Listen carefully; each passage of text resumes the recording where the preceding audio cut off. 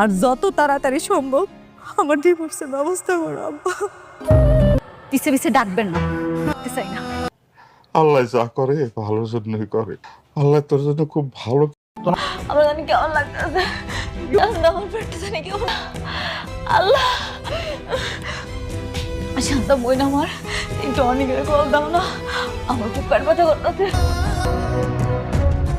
আসসালামু আলাইকুম প্রিয় দর্শক বন্ধুরা, গরিব ঘরের রাজপুত্র নাটকটি এখনো কেন আসছে না, এই প্রশ্নটি এখন সবার মুখে মুখে। আপনারা অসংখ্য কমেন্ট করে জানতে চেয়েছেন 4 নম্বর পর্বে রিলিজ কবে আসবে।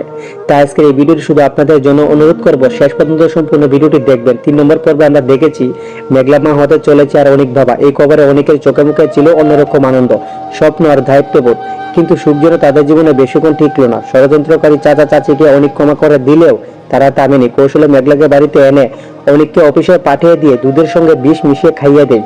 তাদের লক্ষ্য ছিল মেঘলার অনকত সন্তানকে পৃথিবীর আলো দেখতে না দেওয়া।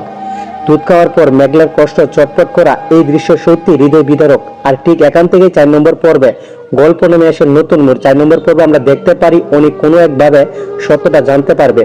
মেঘলার এই করুণ অবস্থার কথা শুনে সে আর চুপ থাকতে পারবে না।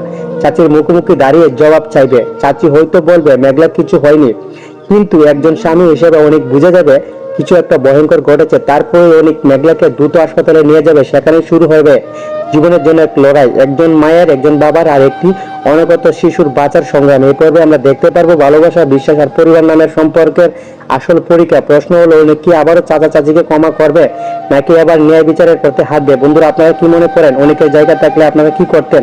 কমেন্ট করে অবশ্যই জানাবেন।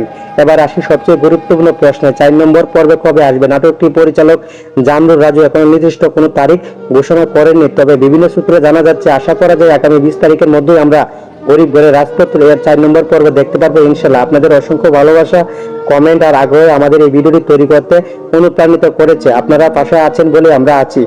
সবাই ভালো থাকবেন, সুস্থ থাকবেন, আপনাদের জন্য দোয়া রইল আর ভালোবাসা। আল্লাহ হাফেজ।